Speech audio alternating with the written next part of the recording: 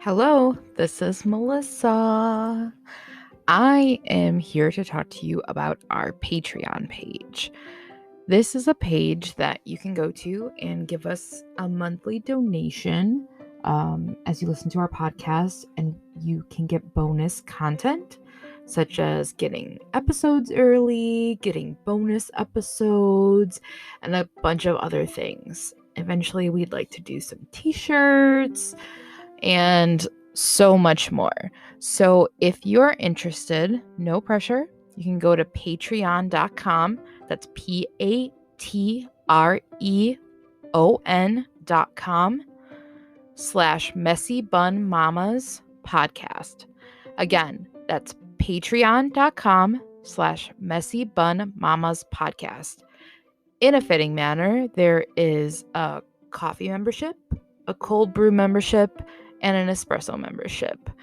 If you have any questions, feel free to reach out to us on that page, and thank you so much for listening. Messy Bun Mamas. I'm Joe.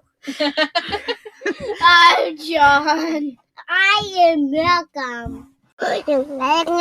Wow. Hello. Welcome to episode 11. Yay, number 11. So today we are going to do Fed is Best, breastfed, pumping, and formula. Oh my. Oh my, oh my. But first, hi, I'm Melissa. And I'm Michelle. And this is the Messy Bun Mamas podcast. We're only a little... We realized that sometimes we don't introduce ourselves at the beginning of podcasts. And we probably should do that. So you know who's talking. Just in case you jump in at mid... Right? Mid's like episode 7, you're just like, who are these humans? It's Michelle and Melissa. So we are going to get into feeding our babies. But first, the mom moment of the week. Mom moment of the week. You want me to go first? Yes. I'm so excited to tell the story. So we went to Menards the other day, and Joe has been sassy all week, like to the point of when I was driving here this morning, I'm like, oh, thank God. Thank God he's not with me. I have a break right now. It is so nice. No one's talking to me. And so he's been so sassy. But we went to Menards, and on the way there, I had bought a cake pop for him. Yeah. And he was still eating his lunch, so I had just kind of stashed it. And we went into Menards, and he was just kind of being sassy with me in Menards. And I mean, not like super naughty sassy, but enough for me to be a little frustrated with him. So we check out, we're walking out, and he's mad because I wouldn't put him. Now, mind you, he walked through the whole store, but when we were checking out, there was an empty cart at the register. So he demanded I put him up in the little child seat because he was tired of walking. I'm like, I'm not lifting your almost 50 pounds up. And he's almost 4. Right. Yeah. No, he's almost 5. Oh, he's almost 5. Yeah, he's 4.5. Yeah. And so I'm like, and so there was like this whole pouting, like crying thing, me dragging him out the store and him, oh, this hurts. I'm not kidding. It was You're like, if you think you're going to get out now. So I'm starting to put him into the car, and I'm trying to hurry because we had taken Dan's car to get fixed. So we were in my cars, and someone parked right next to us. And so Dan was afraid that if he tried to put him into my car, that he would dent the car, dent somebody else's car. And so I'm trying to get him in, and he won't sit back in his car seat. And he's like, no, I'm just going to ride like this. And I said, no, you're not. Mommy's already discussed this. Mommy can go to jail or lose Joe if you're not buckled into this seat. And he says, well, I'm just not going to do it. I don't want to. So, I'm a snapback mom. I hate that type of stuff. So I'm like, well, I don't really want to give you the cake pop that mommy bought for you because you're being really sassy today. And he takes and he throws himself back in the seat. He goes, you know what? I don't know why you talk to me like this. I just want to love you and hug you and give you kisses. Oh my gosh. Oh my goodness. This is too much. I had to actually stop because I didn't want him to see me smile. I had to stop, pull my head out of the car, and look at Dan, and then recover and go back down. And Did Dan hear it? No, he didn't, but I told him, and it was just super amazing. It was a pretty good conversation. Oh my gosh. So, if only he knew how much he tickled me. So did he get the cake pop? He did get the cake pop. I don't know if I could have given him the cake pop. I was tempted to eat it right in front of him, just because. I'm serious. I know that sounds probably mean to some parents listening. I've done it, but I'm just you have terrorized me all day, and then you emotionally manipulate me when I'm at my wit's end. And it's funny because I was listening to episode 8 on my way here, and we were talking about emotional manipulation, and I'm like, he totally is on board with this thing. There's no more coaching. So, but how about you, Melissa? What was your mama moment of the week? So, my mama moment of the week is kind of sad. Oh. So, we have 4 kids, and my husband's not necessarily on board with having any more kids and whatever. So I have an appointment this week for a consult to get my tubes tied. Oh. Yeah. I mean, I'm not getting them tied this week one way or the other. Right. And the husband freaked out when I told him. I was like, I have an appointment to get my, to get a consult to get my tubes tied. And he freaked out. He's like, what do you mean? And I was like, well, you said you didn't want any more kids. He looked at me months ago and he's like, my mental health can't handle any more kids. And I feel like that's such an absolute statement. Right. Okay, well, we're obviously done. If that's the point where you're at, because I kind of want another kid. Right. Whatever. He doesn't. But when he said that, I was like, I accepted defeat. Right. Fine. So when he got mad, I was just like, what are you mad about? I feel like this is how a lot of your not a lot of your conversations go, but yeah, he said something and then comes back and why are you making that decision? I don't know. So my mom moment of the week is, it's sad. That is sad. It seems almost definitive. Yeah. And I don't do, and I mean, we started this podcast with me taking down the crib to put up the boys' bunk beds with the hopes that maybe we'll have another baby. I don't know. It's kind of a bummer, but it really made me hug my kids a little bit tighter this week and just kind of mush on them a little bit more. Right. Appreciate their little. I mean, I for sure got angry at them and, because they like to test boundaries. Wanted to throw their favorite toys in the garbage. But overall, I was a little bit more mushy than normal. Yeah. So it was really funny, though, because I called to make the appointment, and they're like, just so you know, we have a mask mandate. And I was like, thanks. People question me this, right? I was like, I feel like it's been a year. It just kind of. Right. I'll be shocked the day I walk in and nobody's wearing one, right? That's when I'm gonna be surprised. Mm-hmm. So that's my mom moment this week. That is a sad one. Yeah, so if anybody's going through it, share your experience, because it's gonna be a rough one for me. I'm sure I'm just gonna be an emotional mess trying to deal with it. I would be. But yeah, I mean, we do have 4 kids. We have both genders. It still doesn't make that decision easy. I know, but I feel like logically it's okay. Right. And we got 2 boys, we got 2 girls. But sometimes logic doesn't make things better. No. And I'm not even really worried about, like, I feel like surgery nowadays is so low key. Even if it's like a major surgery, it's just like, you had a quadruple bypass and you're going to leave the hospital tomorrow. Right. It's true. When I had the ectopic surgery, the only reason why they were going to keep me overnight is because I got out of surgery so late. So they were like, you can stay overnight. And I'm like, no, peace out. Right? I'm gone. Thanks. Yeah, I was back to work in 2 days. So yeah, and I don't know. So I'm not worried about like the actual surgery part of it. I'm more concerned about just like the emotional dealing with. I'm just dreading it.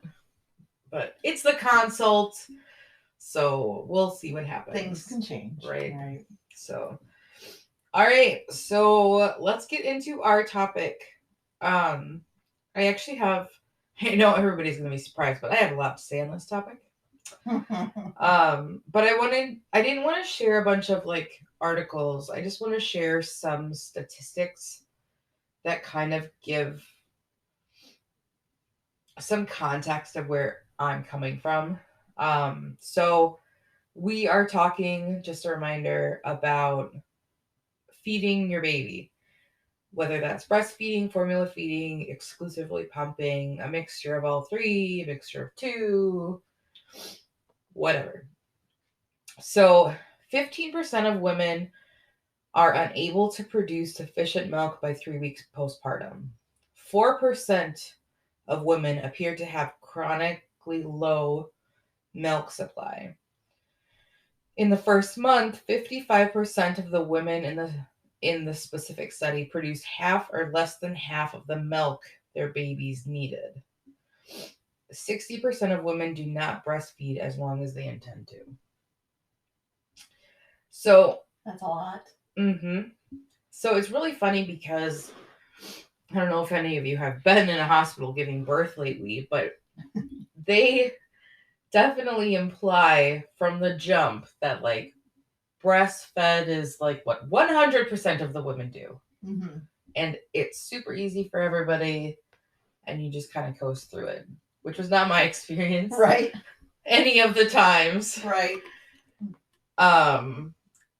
And I had a mixture of all 3 feeding experiences for all of my kids. So when John was born, I was 24. I just turned 24. And my mom never breastfed any of us. We were all formula fed. And so she wasn't like really a lot of help in that situation. And in the hospital, I remember when we were trying to get him to latch, he got so mad that first night. Like it was in the middle of the night. He couldn't latch. He got so mad that he bit me. He's like, look. Get your life together. This is unacceptable. I'm just hungry. Right? You bring me out into this cold world. You cut my cord. And you can't even feed me. And it was like, I mean, they brought out the breast pump and it was like, I didn't even know what it was. I didn't even have a pump at home because like, I don't know, I just assumed that I would breastfeed. I would just assume that it would be like smooth and whatever. And so I tried to pump. So I pumped a little bit. And then we ended up like putting him on the breast, but like putting a tube in his mouth and syringe feeding him. And it was, I remember sitting in the hospital, like, crying because, like, he didn't, like, I mean, it definitely hurt when he bit me, but I was just like, I can't even feed my own baby. Like, Mm-hmm. I just felt like the impression is that the baby comes out, you put it on your boob, and it just latches, and it just feeds. It's all natural. Yeah, Yep. all natural. And I was just like, okay, well, what's wrong with me? Right. That, like, it's obviously it's me. It's not the baby, because all babies just latch perfectly fine. Right. So that was the first night, and he was born at like 6 something at night. It was actually funny because it was the playoff game where the Packers were playing the 49ers, and we were watching the game as I was in active labor. So it was like we would push, and then I would wait for a contraction. We're all sitting there like watching the game, and then I would push a little bit more, and then we're like watching the game. And then like when he finally, because this was the first baby, so I pushed for like 47 minutes, which actually isn't that long. Right. But when the game was over, that's when like I feel like we were all like, okay, so the game's over, we won. We can focus on this now. And then he like came out in the next like 10 or 12 minutes. So, but it was just like we were just kind of, it was so funny. But so he was born like in the evening. So the next day, the lactation consultant comes in, and I've had good and bad experiences with lactation consultants. Specifically with this one, she was like this old, like super old Australian woman. And she actually like came in, she was like, well, why don't we try using a nipple shield or whatever? Like she like flicked my nipples. It's so uncomfortable, right? But like for sure it happened all of the time. And again, like I'm 24, my mom never breastfed. Mm-hmm. I did not do any sort of research, which I guess is kind of my fault. But like, why would you? It's just so natural. It just shouldn't happen. So I was definitely super ill-equipped to trying to deal with the fact that it wasn't working. My cousin actually ended up not producing enough milk when her kids were born, so she just like went right to formula. Mm-hmm. So like in my mind, that was just like, if this doesn't work, we're just gonna do formula. Right. Like it's not a big deal. So, well, don't tell the lactation consultant that. Right. Because it's just like you're gonna give your baby the. And I shouldn't say that all lactation consultants are that way, because it's definitely not true. But like, it's a huge deal when you give up in the hospital. Mm-hmm. So I got a nipple shield. That helped a little bit. But what they don't tell you about using a nipple shield is then you have to use a nipple shield 100% of the time, because then they're only used to feeding off of like basically the plastic nipple that you're making for them. Mm-hmm. So now I have to remember the stupid nipple shield everywhere I go in the middle of the night. And I'm just like, this is dumb. And it's a pain in the butt to use. It is a pain in the butt because it like moves around and it switches and whatever. So like we were still trying to get him to latch and whatever. And I guess I apologize in advance. We're talking about breastfeeding, so there's going to be a lot of nipple talk, and it's going to get a little graphic. But I feel like the moms feel me. Yeah. Yes. So like my nipples were like torn. Like one of them was actually like ripped down the center. Aww.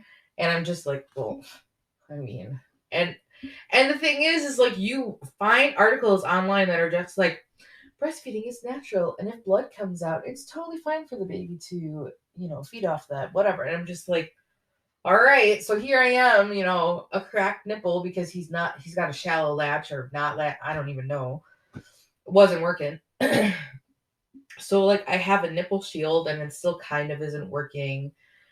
So now, like, it was just horrible. And then we came home and we got some formula from like free samples or whatever. So we started supplementing with formula. And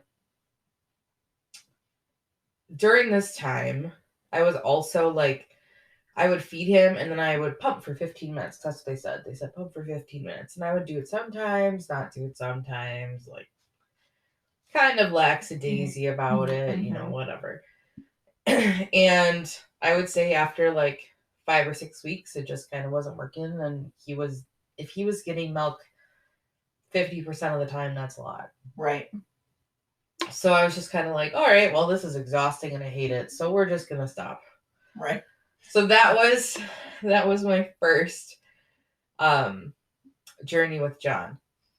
So with Malcolm, again, I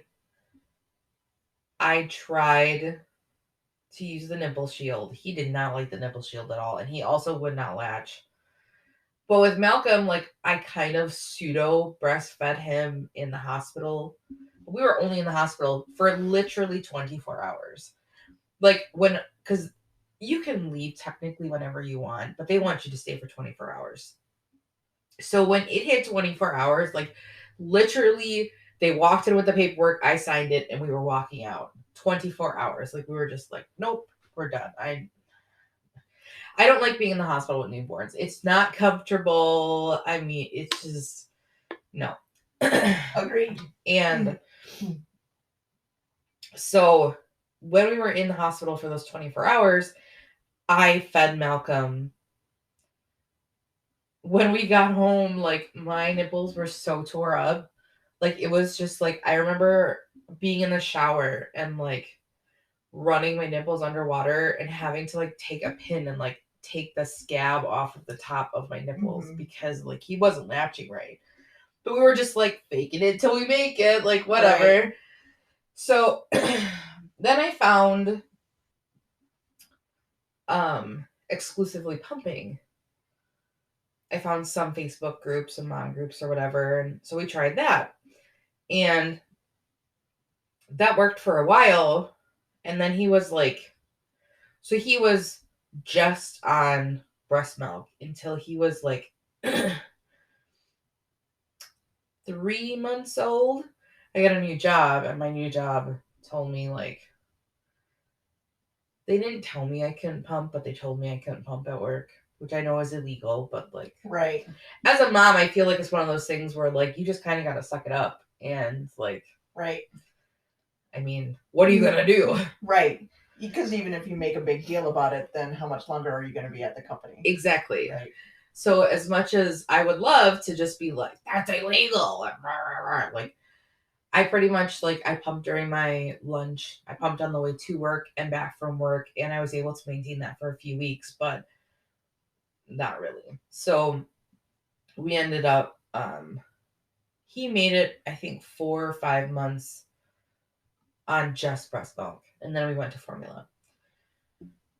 Well, Rayla, I was able with Rayla to, I started off like the day that she was born, and I'm just like, I'm exclusively pumping. Like, I brought my pump to the hospital, I brought all my stuff, and I like was very adamant from day one. I'm like, no, I'm gonna exclusively pump. I'm gonna feed her from a bottle. The lactation consultants were coming in. I'm like, she's not gonna latch right. I don't want to try. I don't want to try because it's just gonna be frustrating for me. It's gonna be frustrating for her. Mm-hmm. No. And they were just like, well, I mean, it is better when you like physically breastfeed. I'm just like, no, we're just not going to do this. I'm going to do it the way that I want, and it's fine. So I was very on top of, so the thing is with exclusively pumping, you have to pump every 2 to 3 hours for the first 12 weeks. Yep. No exception. Right. And once you get to 12 weeks, like your supply is like regulated, what they say, and you're able to like move forward with not having to do it every, 2 to 3 hours anymore. Well, I actually went back to work at like 7 or 8 weeks postpartum. I was supposed to be off for 12, but like I went back at 7 or 8 weeks, and I told my boss that the only way that I would come back is if they let me pump every 2 to 3 hours. And it takes like 30 minutes for me to empty. And I told him, I was like, I'll only come back if you let me pump every 2 to 3 hours. Because I was at the same job, and they were like, of course you can, like, no big deal, whatever. Like, so I was like, all right. So I went back to work. I pumped every 2 to 3 hours, and Rayla was exclusively fed on breast milk. I'll post a picture of our breast milk stash, because we had an entire stand-up freezer at my mom's house that was full of breast milk. Kudos to you. Yeah, it was the hardest thing that I've ever done in my life, but it was so rewarding. And she's such a little fatty running around now, and I'm just like, that was my boob juice. My boob juice did that. It's those some homegrown thighs right there. So yeah, I was so proud to say, like, Rayla has never had formula. And like, I remember in the hospital when they were like, oh, you're not going to breastfeed? Like, okay, well, I'll bring in some formula. I'm like, no, I'm going to pump. And they were just like, well, what do you care? I mean, it's most people who pump don't really make it, blah, blah, blah, blah. And there is this huge stigma about being a pumper that actually is like very weird to me, because like they say that your baby doesn't get the proper nutrients, and they say this and they say that, they say like all these things. It's kind of ridiculous, but it's like a very like toxic, I think. Yes. It's a very toxic mentality that's running through our healthcare system, and honestly other moms. Yes. Because everybody just assumes that like everybody can breastfeed like super easily. It's not a big deal whatsoever. And it's like, that's not really the case, right? It's not. And the thing is like, I'm a very determined person, but I don't like failing. So in my mind, I'm just like, you have to understand, like, if it could work, it would have worked. Right. Like, it just would have, because I would have made it work. Right. But I couldn't make it work. And we're not talking about one baby. We're talking about 3. Right. By the third one, I know what I'm doing here. Yeah, by the third one, I kind of like low-key tried for, I think, twice. Because I had an amazing labor and delivery nurse. Like, my labor and delivery nurse was like, Rayla and Malcolm were both caught on my right hip bone. So she had me like on the bed, and she was like rotating my hips as I stick one leg out. And she's just like, she was like very proactive in like getting that baby out. She was like amazing. And she was a traveling nurse too. So it was nice. Yeah. So, but, and she tried hard to like get me to try to breastfeed. And I was just like, I just don't want to. Because I don't want to start our breastfeeding journey frustrated. Right. Because that taints so much of John and Malcolm's like beginning of their life. Is just my frustration with not doing what my body is supposed to be doing. And just feeling like my first feelings as a mom is like, I'm a failure. I can't even feed my baby. That's exactly what I was going to say is your first feelings are, I'm a failure. Yeah. Which is horrible. And by the way, not true. Right. Because I mean, there's some great resources out there for moms who choose, multiple different ways to feed their babies. And because you always hear like breast is best and blah, blah, blah, blah. And what they use a lot is fed is best, which is why I wanted to name this episode that, because I think it's really important to rewire our minds and understand that like, it's just important that you feed your babies. Right. That's what's important. Yes. And to kill yourself and to like enhance your postpartum depression and to cause like strain in your relationship with your baby and your partner just so you can breastfeed, not worth it. It's not worth it. Right. At least it wasn't for us. So we're going to take a break and then we're going to come back and hear Michelle's story. All right. All right, we're back. Yay. All right, Michelle, tell me about your my wonderful journey with breastfeeding. Yeah. So, Joe was born with low blood sugar. Okay. So he needed to eat. Did you have gestational diabetes? I did. Okay. Yep. I had gestational diabetes, and then we had to end up having like an emergency C-section because I got PUPS. And if you don't know what PUPS is, Google it. It's like your body is an itching, fiery, burning mess, like 24/7. It was terrible. So we had like an emergency C-section, and then when he was born, they did try to get him to latch, but they say because it was like an emergency C-section and everything, my body hadn't really prepped. And so they right away gave him formula because they had to feed him. Eat. Right. Yeah. And but after that, I mean, babies are quick apparently. He was like, he wanted nothing to do with my boob. And the lactation consultant actually said, she said, it could be just that you have a slower letdown. Yep. And he's used to immediately just that bottle being able to coming out and getting whatever he wants right away. So right off the bat, he wanted nothing to do with any of that. And I labored because, as you said, you have the sense of, if you don't do it this way, you're just a failure. Yeah. You're not a good mom. Right? CPS should come for you. Right? Exactly. And so that was one of the most frustrating experiences. I actually had several frustrating experiences just because I was an older mom.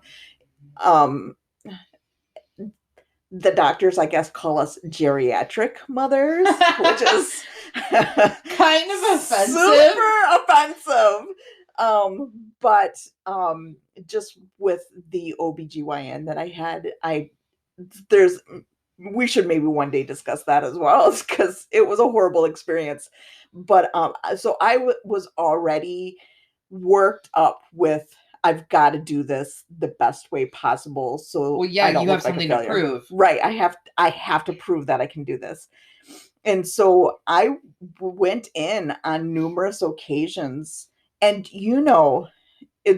I think it's just a built-in ingrained man thing or something like that, because every time we would go in to see the consultant, that boy would happily nurse with right there in front, and she's, I don't know what the problem is. The problem is I want to murder you while I'm sitting there. That's the problem. Right. I'm like, oh my goodness. And they would like weigh him and like, yep, he's getting enough. I'm like, oh my God, this is the worst. But I did end up having to both pump and supplement with formula. Just because in the beginning, probably like the first 3 or 4 weeks, I was able to pump enough, but as of course he starts to progress and make more, I was not able to get enough out. So we had to supplement right away. And it really makes you feel like an awful mother, because you're not able to do what everyone else is able to do. And I had family members and friends, I should come over and help you and see. I'm like, dudes, I don't think you get it. Like, I've been to you going to be here at 3 a.m? Right. To help him latch. And it was just, and even to this day, like when Joe gets hungry, he's hungry and he wants to eat now. And he gets hangry. He's very much like me. Yeah. I'm just gonna say it. You feed him, or your life is gonna be miserable. Malcolm was that way because Becca used to watch him. My sister-in-law used to watch him when he was a baby, and Malcolm was the happiest baby in the whole world. Mhm. Like, I swear, happiest baby ever. But when he was hungry, it went from 0 to 3,000 in just like he was like happy playing, and all of a sudden he would get hungry and he would have a meltdown. And Like Becca, the level of drama. Becca was like, I would be in the kitchen just like, I'm going as fast as I can. Like, you were just completely fine. Like, give me a minute.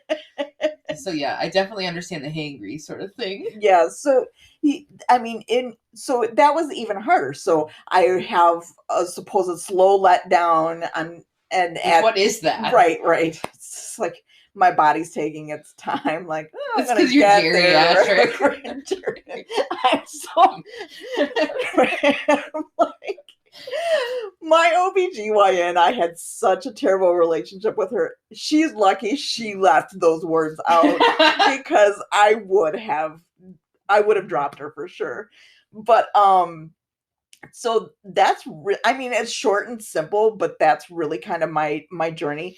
And at 6 months, I had to stop at 6 months because Dan wanted to try IVF again. And really I wasn't mentally prepared anyway, because Joe was a colicky baby and everything.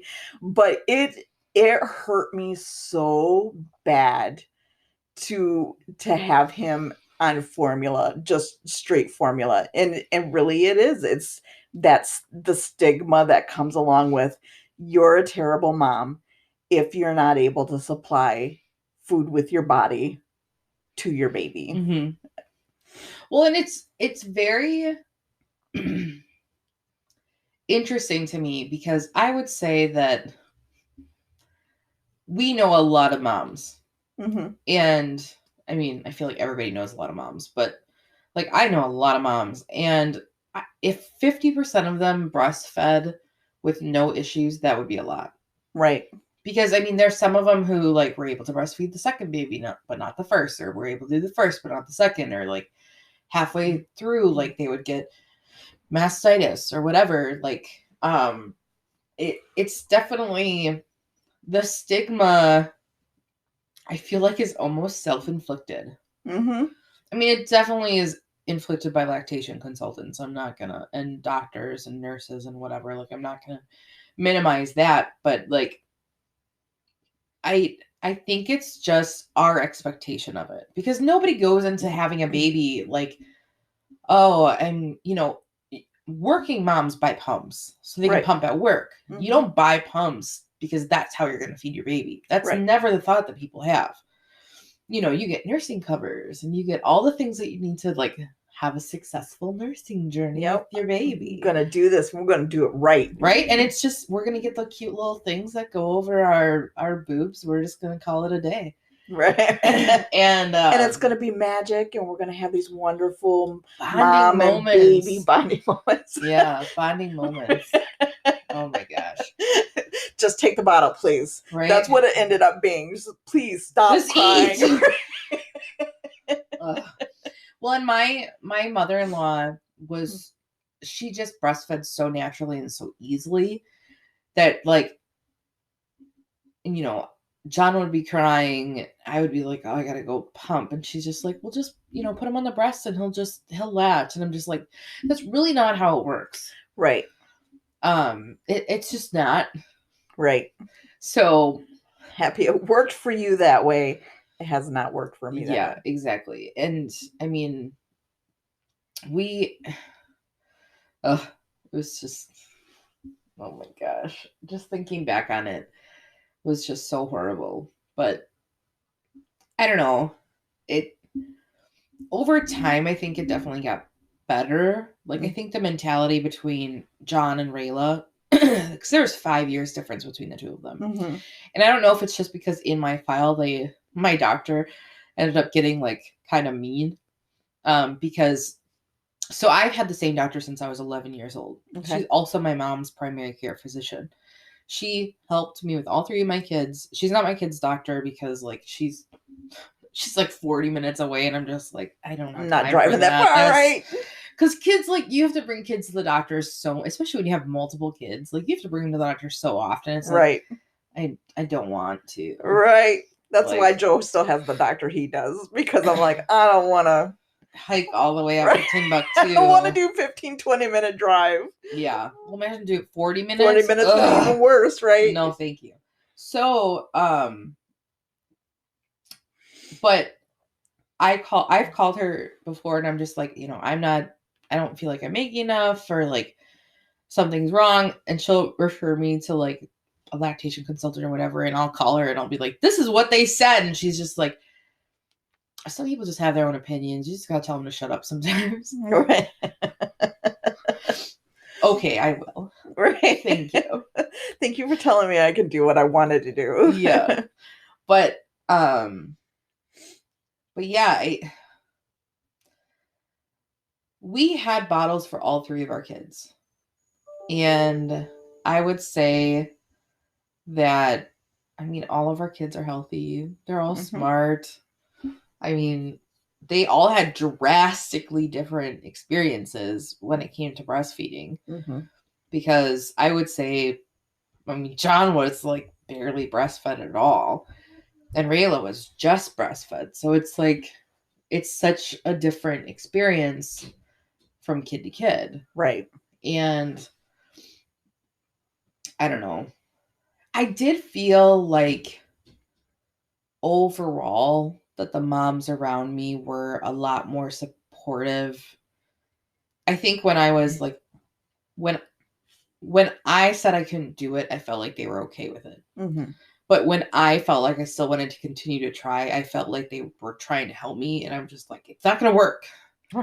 But I mean, in my head, I still wanted to keep trying. So it's like they were trying to be what I needed when I was just like kind of being difficult and dramatic. Now, see, Dan's mom bottle fed her babies. I feel like that was just like what they did. But my mom, because my mom and my dad were poorer. Well, they had 8 kids, so. Before they were divorced, it was just the 3 of us. Oh, okay. So my mom had to breastfeed just because that's what they could afford.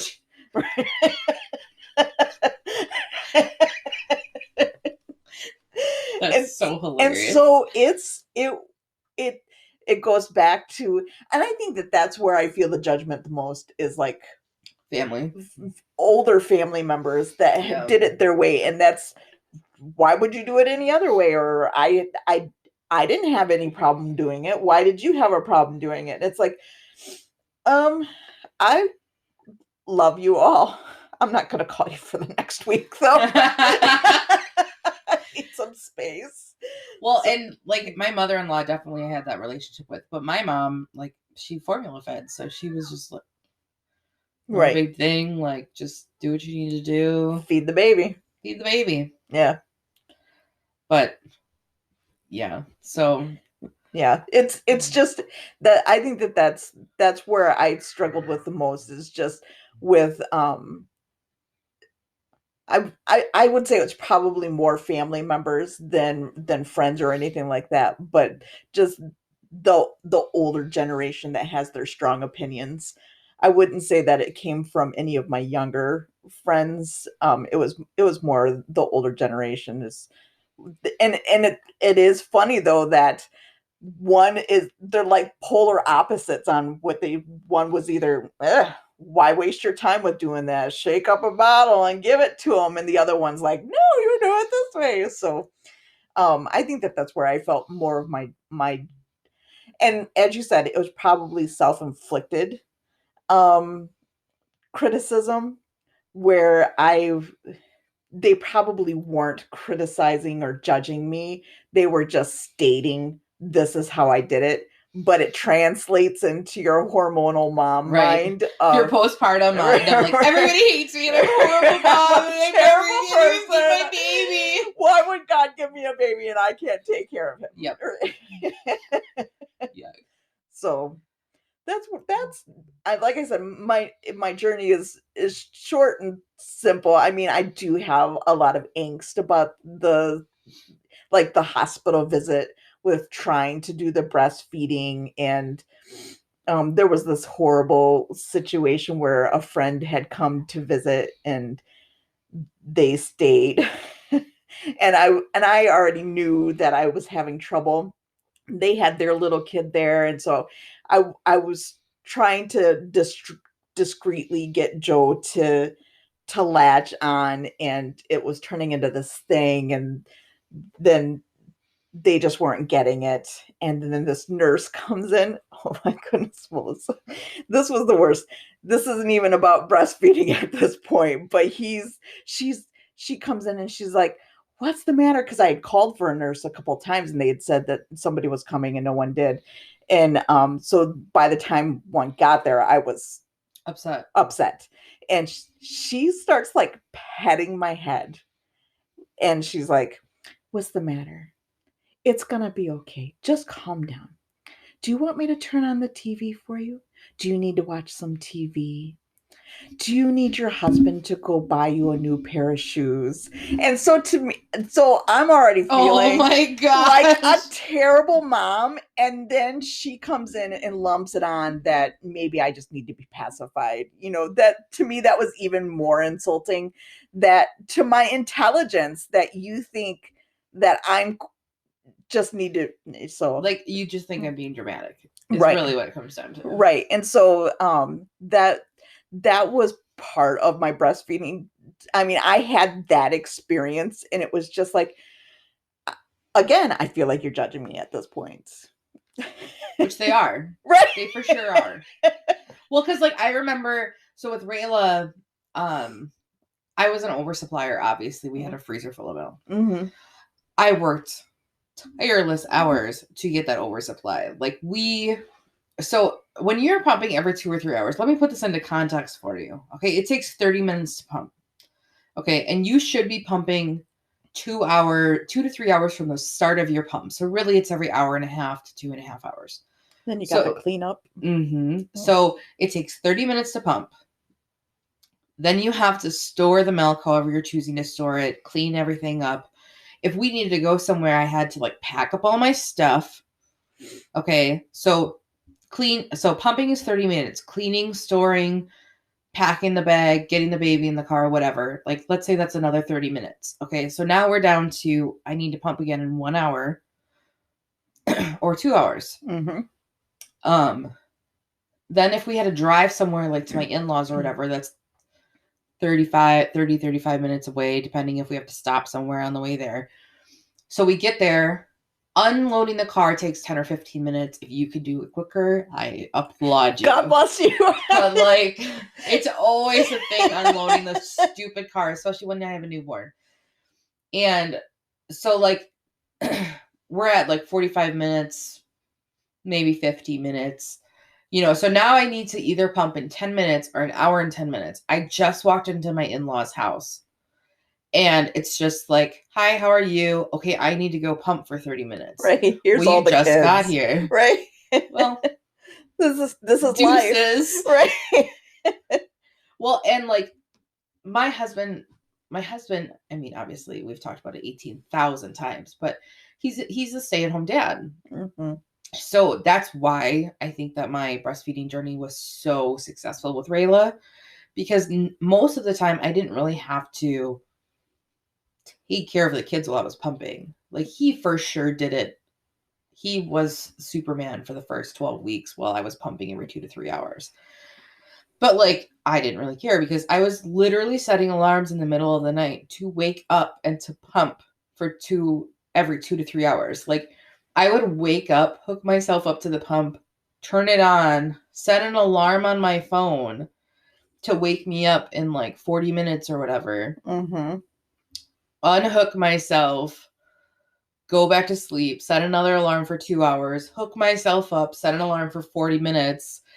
And most of the time I slept while I was pumping. Like I would prop myself up, I would hook up my pump, and I would, and like, this is not a suggested way. This is not doctor approved by any stretch of the imagination. But the thing is like, I mean, it's exhausting. It is. And it's just one of those things, like, especially when you're an exclusive pumper, it just kind of is a way of life. Mm-hmm. Like, you drink the Kool-Aid, you got to commit 150%. And those first 12 weeks, like, literally you're just a juicer. Mm-hmm. That's all you are. That's it. You're putting food into your body to milk it out. Yeah. Well, like, it was one of the most fantastic parts of my life, because like so they say that you need to like eat a lot to keep up your supply. They first say that when you breastfeed that you'll lose weight, which is true if you do it for like the first like 3 weeks, maybe even 3 months. But once you go into like long-term breastfeeding, no, you gain so much weight because you're starving all of the time. Right. Like, it is so exhausting. And it's just like, I can't tell you, like, I used to make like bowls of just noodles and with butter and Parmesan cheese, like, and I would just eat them all the time because I was starving. And I was just like, in order to keep up your supply, you have to eat a lot of carbs and like, like just stupid things like that nobody tells you. They're just like, just the baby will latch, you'll be completely fine, you'll just move on with your life. Yep. False. Right. Not true. Not true. Not true. So I would really like to hear some of our listeners. I would love to hear your feedback as well. You know, let us know how it went, and you know what you struggled with, and what maybe you didn't struggle at all. Maybe it was super easy, and we'll low-key hate you. Low-key, just very low-key. So, all right. Well, let's go into our recommendations. All right. So my recommendation this week is to read a book. I love that recommendation. I went to the library because I love like motivational type stuff. I know we've had this discussion where I love to read things that encourage, inspire, lift me up, motivate me. And I have discovered that that's all I've been reading for like the last 2 or 3 years. And I have actually found myself like slowing down, like struggling to read or finish a book. And so I was talking to my brother last week on the way home after we recorded, because I talked about him. And so I called to tell him, hey, I talked about you today, and I just want to encourage you to go out and do the things. Change the world. That's what you said. Like, yeah, he could change the world. You can change the world. And I'm like, and I just want to encourage you to do that. And so then from that conversation, we started talking about how we used to read all the time as kids and all the books. I mean, I could do a good 10, 20 books in a month. Oh, yeah, for sure. And I'm like, it's not that I don't have the time to read. So I went to the library to pick up some books that I had pre-ordered for Joe. And I went through like the new book section and picked out 2 books. And in about 48 hours, I finished off a book and I felt so accomplished. Wow. Yeah. I'm like, oh my goodness, I can do this. Look at me. But it was so nice to be able to just relax my mind and be invested in some fictional type character. So it was fiction. It wasn't like self-help or whatever. It was a fictional book. It was about a detective. Her cousin had come up missing when she was younger, and the help of searching for her kind of inspired to be a detective. And then some years later, a piece of an article of her cousin's clothing is found, and so it starts the whole investigation again. So it was I have some things I didn't like about the book, but it actually kept me guessing till the end as to who the culprit was. So, but it kicked off your love of reading again. Yeah, I'm like I had picked up a James Patterson book too, and I'm like totally into it. And Joe's like, "Let's go play." How about we all just sit and read books right now? So I don't want to play with you. So that is my recommendation, is if there's something that, I mean, maybe it's not reading a book, but if there's something that you enjoy doing, take a few minutes out for yourself and do it. That is a great thing. Yeah. How about you? So my recommendation, so we have a seasonal trailer up north. And we do this thing, like the entire campground does this thing where they paint rocks and they seal them and then they hide them. And the kids and adults go through the woods and they, it's like a rock hunt. Well, last year we were doing a lot of like, because of COVID, so we couldn't go anywhere. So we were like walking a lot. And there were a lot of people like in the area where we live who were doing this similar thing where they were painting rocks and leaving them along trails or in forests or whatever. And it's one of those things where it's like you take a rock, you put a rock, or you take a rock, or if you don't have rocks, that's fine. But like, it's just a thing that you do with kids or grownups or whatever. And I got a bunch of paints and we're going to start painting some rocks. Exciting. And like, we don't buy rocks. Like literally we go into the backyard and find rocks and paint them. And I mean, you can get nice, acrylic paint because it's got to be acrylic paint because it has to be seasoned. Right. Like you can't get Crayola. You can get Crayola washable paint, but then you have to buy the sealer. Right. And whatever. Because otherwise it washes off when it rains. Yeah. So I guess I just want to encourage people, like we're still pretty closed down. Some states more than others, whatever. But I think it'd be a really cool thing for people to do, to just like paint some rocks. And when you go on a walk, like put some rocks along the trail. And it's fun. Yeah. The kids love it. And they love finding rocks. Like when we are on a walk and they find a rock, it like makes their day, it's which I'm like assuming world, would make right? everybody's day. Like, look at this pizza rock I just found. Because we have a lot of fun with it. Like, we're not just like painting rock blue, which is totally fine if you do that. But like, right. They do the craziest things on these rocks. And I'm not that talented. So I just like, I don't do anything that fancy. You're going to get a flower from me. Yeah. I've done some cool things where I've made like a unicorn and nice. Like that sort of stuff, but like nothing super crazy. So yeah, it's actually kind of, I'm excited to get going and get my, because it's so nice outside. Right. It's so nice. It is. I have been so off balance because I had started like trying to get Joe and I into like this regular routine, and then it turned nice out all of a sudden. I'm like, who needs a routine? Let's go outside. Right. So it's so true though, because it's just like, we're just gonna go outside, and I feel like we kind of, those are nice. You have to share those. Yeah, I'll share some of them. But no, I kind of feel like, because we are still in March in Wisconsin, so I feel like when we get these days, we need to go out and suck them up just in case March goes out like a lion. Well, and honestly, like Mike took the kids to the park like 3 times this last week. Like he took the kids to the park. He took some pictures on his like crappy little flip phone, came back and he showed them to me. I'm like, thanks, buddy. What do you want me to do with this? But it was nice just for them to like get out, and they were so excited to go on the swings. And Rayla has been to the park, I think once last year we took her to the park, because the parks were like literally caution taped off last year. They had caution tape wrapped around everything, and I was like, what world do we live in? The swings and everything. Like, yes. This is a constricted area. There's dead bodies here, apparently. This is the world that we live in. Should we look for chalk lines or something? Yeah.